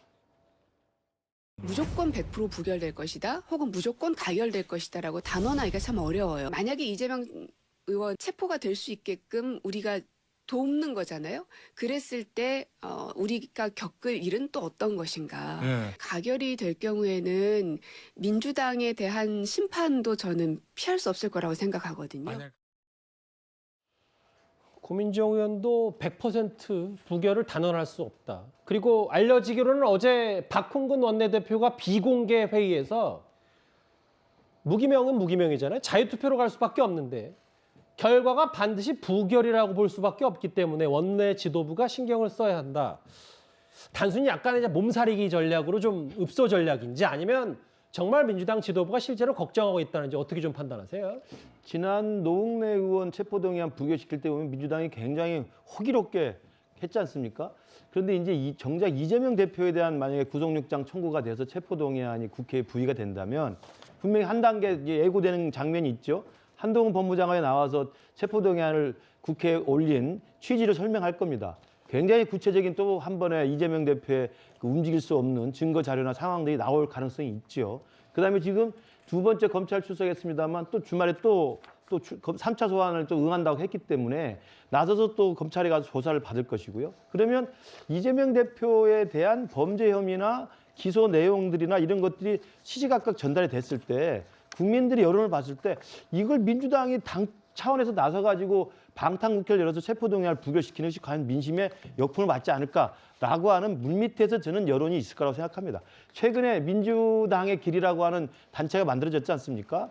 저는 그 민주당의 길이라는 데 모여있는 분들의 생각도 과연 이재명 대표의 저는 사법 리스크를 민주당이 오롯이 그대로 안고 가는 것이 국회의원들의 생각은 딱 한 가지예요. 내년 총선에 이길 수 있느냐 없느냐입니다. 근데 내년 총선에 이길 수 있는 걸 생각할 수밖에 없어요. 그러면 체포동의안을 민주당이 거당적으로 나서가지고 부결시켜서 국민의 지탄과 이른바 국회의원에 대한 면책 특권을 비롯한 이 특권들을 가지고 이재명 대표를 감싸 안았다고 하는 그 비난을 어떻게 벗어날 것인지 저는 민주당 개별적으로는 3, 4모 모여서 물밑에서 상당히 고민을 많이 할 거라고 생각합니다. 제 옆에 그래픽이 나왔는데 이 그래픽 앞으로도 좀 자주 쓸 것 같아요, 느낌에. 만약에 민주당에서 이건 무기명 투표기 때문에 이름이 안 알려지는데 35명 이상 반대표를 던질 경우 이재명 대표에 대한 체포동의안이 가결될 수 있다. 물론 뭐 이 전제는 검찰이 구속영장을 청구하고 국회로 체포동의안이 넘어왔을 때를 전제로 하는 겁니다. 민주당 내부에서도 걱정이 있다라는 소식까지 저희가 핵심 내용만 짧게 한번 만나봤습니다. 이재명 대표 관련 소식을 저희가 뉴스탑 때 시작부터 집중적으로 살펴봤는데요. 이 주제는 잠시 여기서 마무리를 하겠습니다. 다음 주에는 짧게 이 얘기를 만나보겠습니다.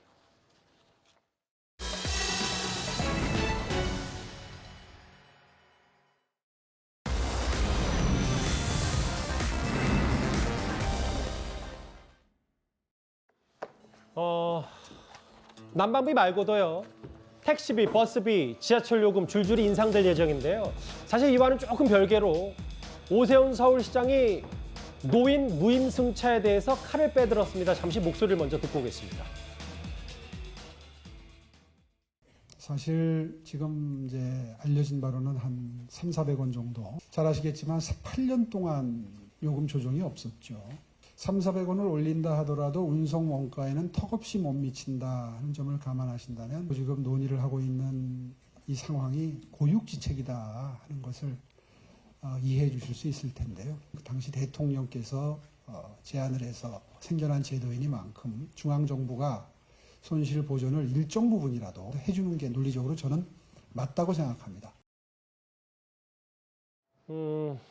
최근부터 많이 이제 얘기가 많이 나오는 게 지하철 노인 무임승차 얘기.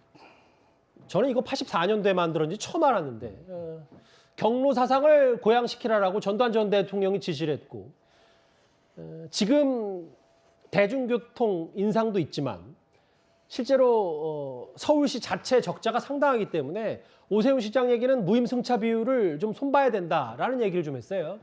지금 이제 무임승차가 거의 뭐 30% 가까이 되고요. 지금 이제 저희 사회가 고령화 시대로 65세 이상이 16.4%입니다. 지금 이게 고령화 시대 이대로 이게 저는 둘 수는 없고요. 제가 보기에 세 가지 쪽으로 개선이 저는 필요하다 봅니다. 원래 전두환 대통령이 80년에 이걸 만들었는데 그때는 이제 70세가 넘을 때 50% 감면을 해준 거예요. 근데 갑자기 84년에 65세로 내리면서 100% 이게 감면으로 바뀐 건데 저는 이게 경로 사상보다는 직선제 그 선거 앞두고 어르신들에게 표 때문에 표퓰리즘이 아닌가. 그래서 이게 80년보다 오히려 4년 뒤에는 65세로 내리면서 100인데 제가 이제 생각하는 세 가지는 첫째, 연령을 올리됩니다. 예. 연령을 이게 65세는 지금 16.4%니까 70세나 연령을 올리된다. 예. 그다음에 두 번째 소득에 따라서 저소득층만 특혜를 주고 고소득층 이런 분들에게 특혜를 줄 이유가 없잖아요. 소득에 따라서 차등을 주야 된다. 그다음에 마지막 세 번째는 지금 이게 전액 100% 무상이잖아요. 예. 따라서 저는 이제 연령이나 소득에 따라 50% 뭐 80% 다양하게 혜택을 주는 이런 게 근본적인 개선이 필요하다 이래 봅니다. 이 실장께서는 어떻게 보세요? 왜냐하면 아까 말씀하셨던 것처럼 84년 당시에는 노인 인구가 5%였다면 지금은 대략 우리나라 인구의 5명 중에 1명은 65세 이상이다. 예. 적자폭은 늘어가는데 이거 단순히 계속 무임승차할 수도 없고 뭐 지자체에서는 더 칼을 빼들었는데 또 정부 당국에서는 또 지원도 어느 정도 필요하니까요. 뭐 여러 가지 얘기들이 좀 있어요. 예, 원래 이제 정치인들은 표를 의식하지 않습니까? 그런데 이제 왜 오세훈 시장께서 저런 판단을 하는지 일명 궁금할 수도 있는데 제가 보기에 오세훈 시장은 본인을 자유시장 경제주의자로 이제 아마 굳게 자리매김하고 하려고 하는 것 같습니다. 저분이 옛날 시장하실 때 이제 학생들에 대한 무상급식 이걸 이제 폐지하는 투표를 붙였다가 이제 그때 곤혹을 치른 적이 있는데 최근에 또 전장현 시위에 대해서도 강경하게 대응하고 그러시지 않았습니까? 그래서 아마 이번에 본인을 그렇게 이제 이미지를 굳히려고 저렇게 생각하시는 것 같은데 예. 여러 가지로 생각해야 될 부분이 많습니다. 지금 우리 경제가 굉장히 어려워지고 있는데 거기에 대해 가지고 노인들에 대해서 만약에 유료화를 한다 하면 얼만큼 할 것이냐. 지금 우리나라가 OECD 노인 빈곤율이 세계 최고입니다. OECD에서 최고고 이제 노인 경제활동 인구도 세계에서 가장 높은 그런 상황인데 저걸 단순히 시장 경제의 논리로 무임승차가 많다, 30% 된다 이렇게 해가지고 무조건 노인들에 대해서 다시 이제 유료로 전환하겠다. 이거는 저는 맞지 않다고 보고 이것은 이제 저거보다는 크게 좀 폭을 넓혀서 저출산, 고령화 사회, 진전 이런 걸 종합적으로 판단해서 해야 된다 하는 이런 생각이 들고요. 알겠습니다. 우리나라가 아직도 이제 OECD 국가 중에서 국가 재정 GDP 대비 재정 비율이 아직도 아일랜드 다음으로 가장 낮은 국가에 속하기 때문에 예. 저런 쪽에 대해서는 재정 지출을 조금 늘리는 것도 저는 괜찮다고 생각합니다.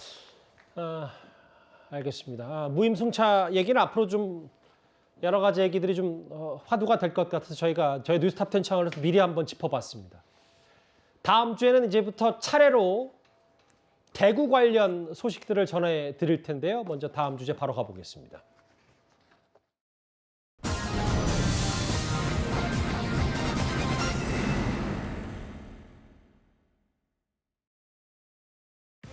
예, 박정희 전 대통령은 위대한 지도자다. 오늘 윤석열 대통령의 메시지입니다.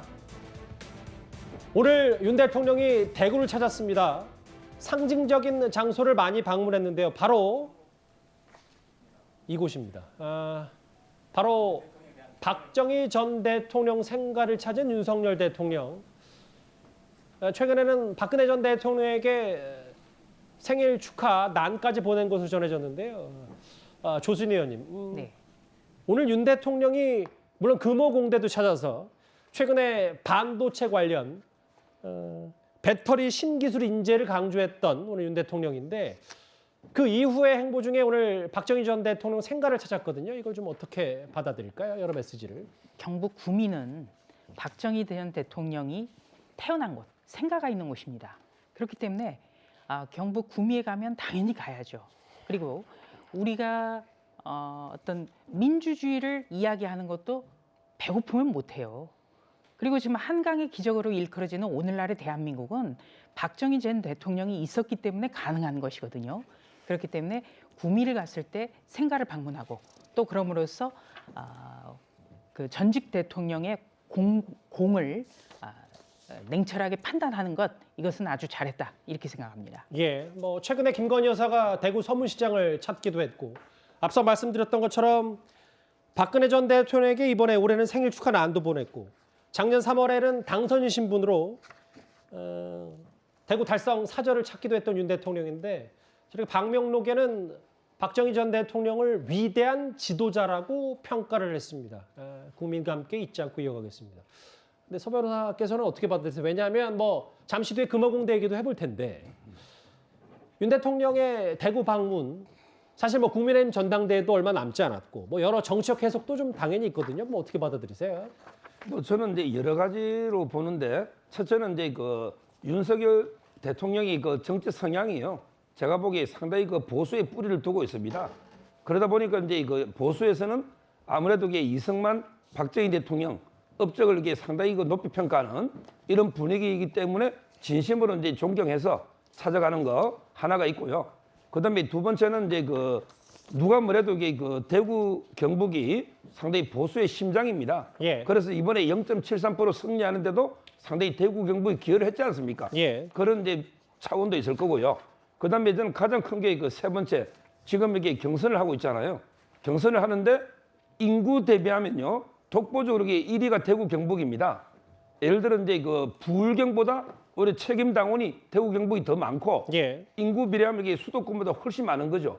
근데 문제는 또 이게 대구 책임 당원들은 상당히 그 자발적인 진성 당원이 많아서 상당히 선거 참여도가 투표율이 상당히 타 지역보다 높았던 게 과거의 역사입니다. 예. 따라서 저는 전당대회에서 아무리 물론 이게 노골적인 전당대회 개입은 불법이지만 그렇지만 이게 윤심이 없을 수는 없거든요. 이것도 이게 저는 대구 당원들한테 약간 이게 그 청와대와 좀 호흡이 맞는 이런 게 후보를 좀 지원해주는 이런 여러 가지 다목적 용어로 가신 게 아닌가 봅니다. 예, 위대한 지도자가 이끄는 미래고 잊지 않고 이어갈 것이다. 이번이 윤석열 대통령의 세 번째 박정희 전 대통령 생가 방문입니다. 앞서 화면을 잠시 한번 더 만나보면요. 생가를 찾아서 박정희 전 대통령과 유경수 여사 사진들을 보면서 생전 사진들을 보면서 여러 뭐 덕담, 환담도 나눴다. 헌화도 하고 방명록의 얘기도 했고 이 얘기.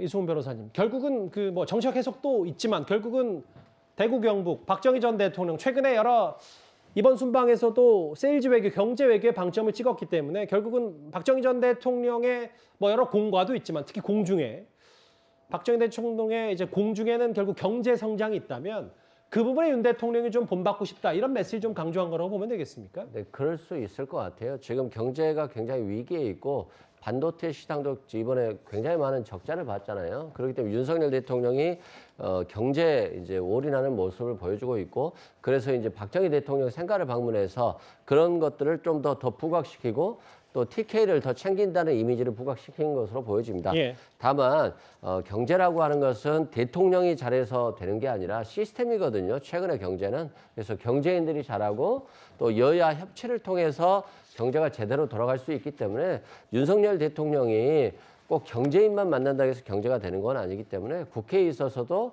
대야, 협치, 대화도 좀 하면서 전체적인 큰 그림을 그려줬으면 좋겠다 이런 생각이 듭니다.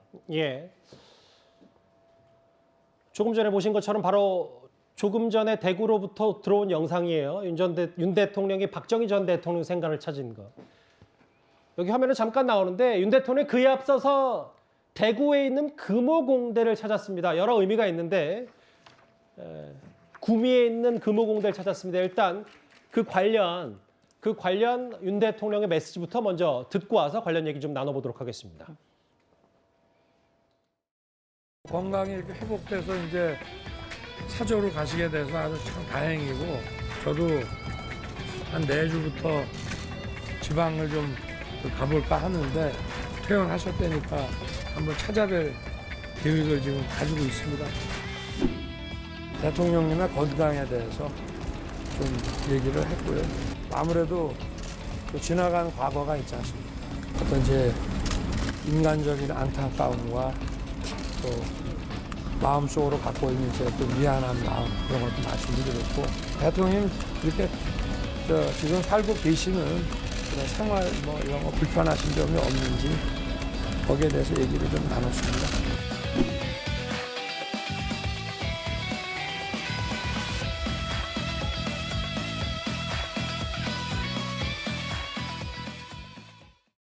우리 박정희 대통령께서는 경제개발 5개년 계획을 실행하시고 농촌 새마을 운동을 통해서 우리 대한민국의 경제 사회 혁명을 이루어내신 분이라고 저는 생각합니다.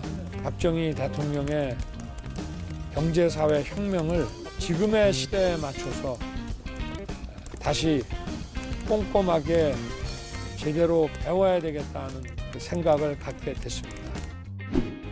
금호공대는 국가 미래에 대한 탁월한 이 통찰력을 가지신 박정희 대통령께서 1975년부터 이 대학 설립을 추진하고 돌아가시기 한 달 전에 최종 재가를 하시고 80년에 개교가 된 박정희 대통령의 숨결이 살아있는 곳입니다. 오늘 이 구미의 금호공과대학에서 인재양성 전략회의 첫 번째 회의를 개최한 것은 매우 의미가 크다고 생각이 됩니다. 저희가 영상을 쭉 봤어요. 박정희 전 대통령, 예. 박근혜 전 대통령 관련된 영상들을 윤 대통령 얘기와 여기는 박정희 전 대통령이 설립을 추진한 금호공대를 찾았고 결국 핵심은 인재 양성이다. 오늘 윤 대통령의 그 얘기가 핵심인 것 같아요. 예. 금호공대 저희들 친구들 중에서도 이제 공부 잘하는 친구들이 금호공대 많이 가서 이제 나라 발전에 큰 역할을 한 건 사실이고요. 박정희 대통령의 역할은 공과가 분명히 있지만 특히 이제 TK 지역에서는 박정희 대통령을 높이 평가하는 분위기가 있습니다. 우리나라 경제 성장에 큰 역할을 한 것은 틀림없는 사실인데요. 그것은 분명히 공이죠. 그런데 저는 윤 대통령께서 박정희 대통령의 공은 물론 본받으셔야 되지만 그 과는 답습해서는 안 된다. 그런데 우리 정말 묘하게도 윤 대통령과 이제 박정희 전 대통령 간에는 오바랩 되는 부분이 분명히 있습니다. 가령 야당에 대해서 굉장히 강력하게 표현이 이상할지 탄압입니다. 야당에 대한 지나친 검찰 수사를 통한 탄압, 또 언론에 대해서도 굉장히 지금 MBC 사태에서도 보듯이 겁박을 하고 있고 이런 여러 가지. 그리고 너무 성장주의와 능력주의 이런 걸 강조하다 보니까 경제 발전에서 소외되는 계층에 대한 그런 사람들을 보듬지는 못하고 있는 거죠. 예. 그런 의미에서 공은 공대로 경제 발전을 위한 의지는 분명히 정책과 의지는 본받으시고 그 대신에 그 과는 좀 반성해서 답답하지 않으셨으면 좋겠다. 그런 말씀 드리겠습니다. 오늘 대구와 구미를 각각 방문해서 TK에서 여러 행보를 한 윤석열 대통령 얘기, 조금 전 얘기 지금 새로운 영상과 함께 하나하나 만나봤습니다. 그런데요. 윤석열 대통령만 대구를 찾은 게 아닙니다. 다음 주에 바로 가보겠습니다.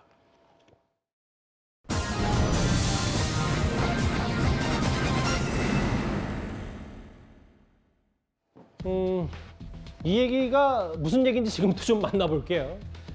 국민의힘 전당대회 후보 등록을 하루 앞둔 가운데 오늘 김기현, 안철수 의원이 나란히 보수의 심장 대구를 찾았는데 관련해서 여러 얘기가 있습니다. 특히 장제원 의원이 중심이 된 이른바 전화통화 논란이 오늘 새롭게 불거졌습니다.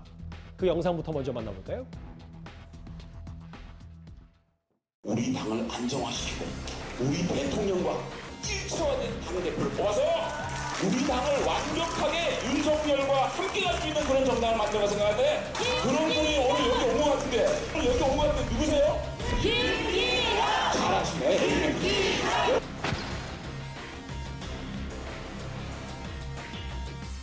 저는 오히려 만약 그렇다면 김기현 의원께서 강조를 하시다가 갑자기 하루 만에 취소하신 김장연대 그 내용이 과연 맞는 내용인지 윤심이라든지 많은 게 사실과 다를 수 있지 않나 그런 생각도 해봅니다. 윤심이 김기현 의원에게 지금 100% 지금 가 있는 거 아니냐 이런 게 사실이 아닐 수도 있다. 네, 그렇습니다.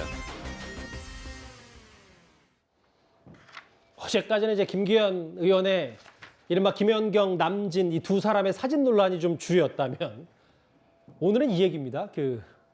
서정욱 변호사님. 알려지기로는 안철수 의원 측의 김영우 전 의원이 장제원 의원에게 전화를 받은 모양이에요. 장제원 의원은 원래 김기현 의원을 보신 것처럼 지지하는 거 아니냐라고 알려졌는데 여러 비판 고충을 토로했다. 그러면 장제원 의원의 마음이 꼭 김기현 의원을 알지 않냐. 여러 해석이 나오는 그 전화통화 내용을 안철수 의원 측 김경우 의원이 공개했는데 이거에 대해서 오늘 좀 여러 가지 얘기들이 좀 있었습니다. 근데 그거는 이제 전혀 잘못된 해석 같고요. 제가 이게 정확하게 경위를 좀 파악해 보니까 아마 이제 장제원 의원이 윤심을 이제 팔아서 김기현 후보를 미는 거 이거는 이게 변화가 없고요. 이거는 이제 맞는데 다만 이제 여러 캠프에서 나경원 캠프든 안철수 캠프든 과연 이게 그 장재원 의원의 발언이 이게 윤심이라는 증거가 있느냐? 예. 아무 증거가 없는 게 아니냐? 뭐 이런 식으로 이게 혹시 사적인 정치 아니냐? 본인 개인 정치 욕심 아니냐? 이런 이제 비판이 많이 있다 보니까 전화를 해가지고 예. 내가 이게 그 사적으로 하는 게 아니고 나도 이게 청와대 그 대통령실에 윤심을 정확하게 읽었기 때문에 내가 한 거지. 내가 이게 그 내 개인 욕심을 한 게 아니다. 이런 이게 항변 전화를 한 것 같아요. 예. 장재원 의원이. 저도 이게 그 한번 제가 방송에서 장재원 의원을 비판했더니 전화가 왔더라고. 본인이 정치를 하는 게 아니고 본인에게 대통령 뜻을 받들어서 하고 있는데 이걸 비판하면 어떡하십니까? 예. 이렇게 저한테 문자가 왔길래 저는 이제 그 문자 안 받은 걸 할 테니까 이런 문자는 보내지 마시라.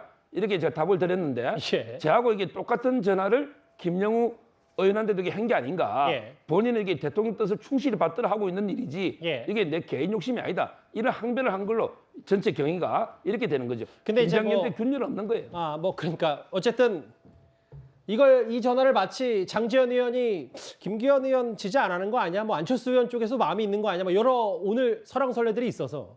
근데 또 곧바로 장재현 의원이 기사 내용을 접하니까 사실 아니고 안철수 의원 측에서 뭔가 이거를 괜히 일을 키우는 거 아니냐라는 해석도 좀 나왔기 때문에 물론 뭐 전당대 앞두고 여러 해석이 나오지만 뭐 장재현 의원의 통화 한 통으로 이렇게 논란이 키우는 것도 뭐 여러 해석들을 좀 있고 지적도 있는데요. 국민의힘 내부 조 의원께서 어떻게 좀 평가하세요?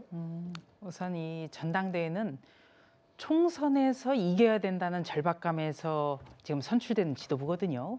그래서 누구 할 것 없이 총선에서 어떻게 이길 것인가. 그리고 총선 승리를 위해서는 수도권에서 이겨야 되는데 수도권을 이기기 위한 전략은 무엇인가. 이런 거에 대해서 지금 공개를 해야 된다고 봅니다. 그리고 이 정치는요. 물밑 대화가 굉장히 중요하거든요.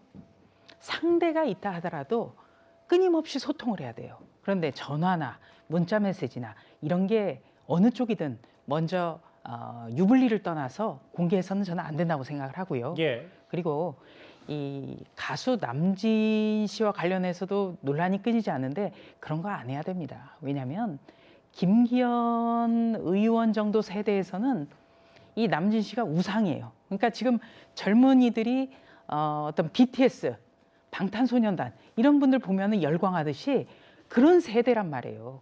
그러면 당연히 가수 남진 씨 과거의 우상을 보면 사진 찍자고 응원해달라고 할 수 있는 겁니다.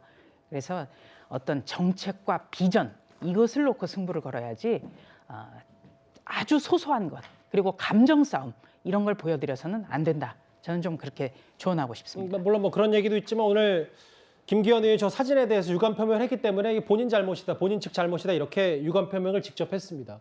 거짓말 논란에 대해서. 국민의당 합당 전에 대여금 이자를 2,500만 원 있는데 이거를 국민의힘이 지금 내줘야 되는 거 아니냐. 이 논란 때문에 각자 좀 얘기가 있었고 오늘은 특히 저 장재현 의원이 안철수 의원 측에 전화를 건 걸 두고도 여러 해석들이 좀 많이 나왔습니다. 이 얘기는 좀 짧게 한번 만나봤습니다. 지금까지 국민의힘 내부 얘기를 해봤고요. 다음 주에 이제 사건 사고 소식 하나하나 만나보겠습니다.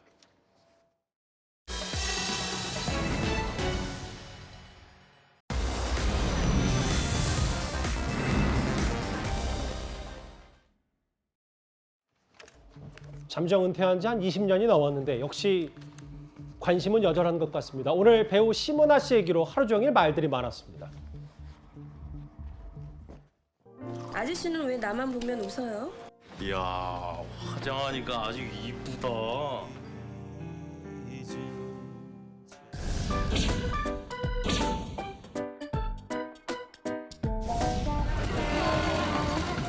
씨 맞아요? 아주 전화롭네요, 아주 비모가. 남편 잘 되시길 바랄게요. 네. 사진 하나 찍어줘. 나 고맙습니다. 화이팅! 네. 화이팅!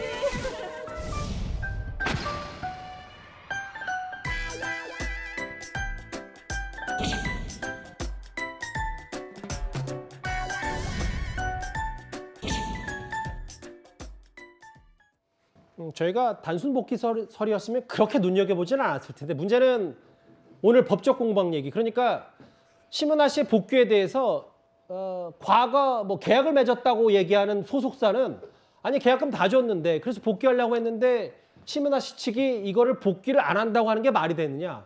약간의 오늘 다툼 소지가 있었어요. 네, 맞습니다. 심은하 씨 모르는 국민이 있을까요? 마지막 승부 다스리 저도 기억이 나는데 대학 가면 저도 다스리처럼 예뻐지는 줄 알았습니다. 심은하 씨 93년 공채 탤런트로 데뷔를 해서 다수의 히트작에 출연해왔지만 2001년에 돌연 연예계 은퇴 선언을 하고 지상욱 전 의원과 결혼을 해서 내조에만 힘써왔는데 전성기 화려했던 만큼 짧았기 때문에 이 복귀를 염원하는 팬들 목소리가 지금까지도 이어지고 있는데요.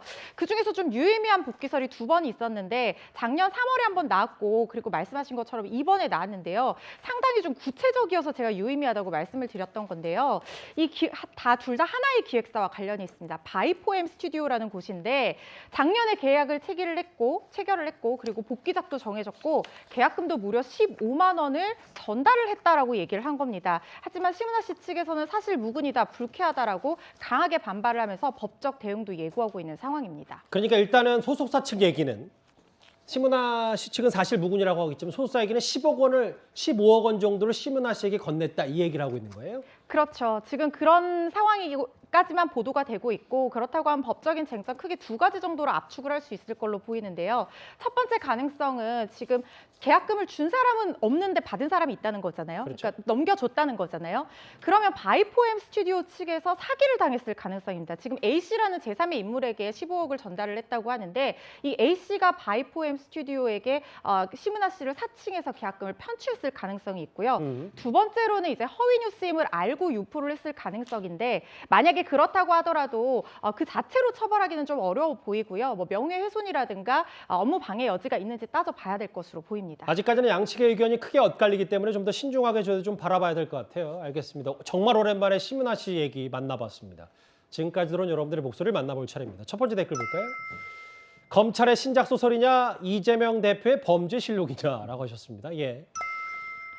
뉴스에 365일에 이재명 대표가 나오네요. 조국 시즌2 같아요라고 하셨고요. 예.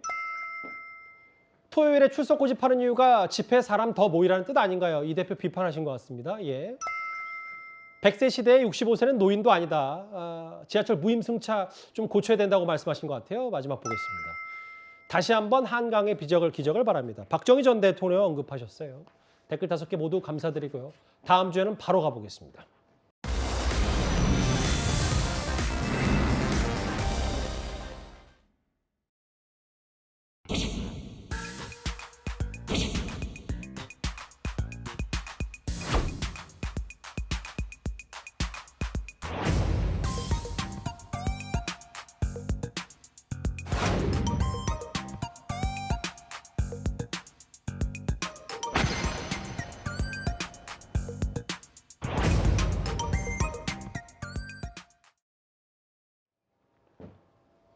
저거 진짜 돈 맞죠? 어떻게 성과급으로 2m의 돈탑을 쌓은 어느 나라 회사가 어디가 저렇게 한 겁니까? 저런 회사 있으면 저도 당장 변호사 그만두고 다니고 싶은데요. 예. 중국의 한 회사인데 작년 매출만 1조 6천억 원을 기록했다고 합니다.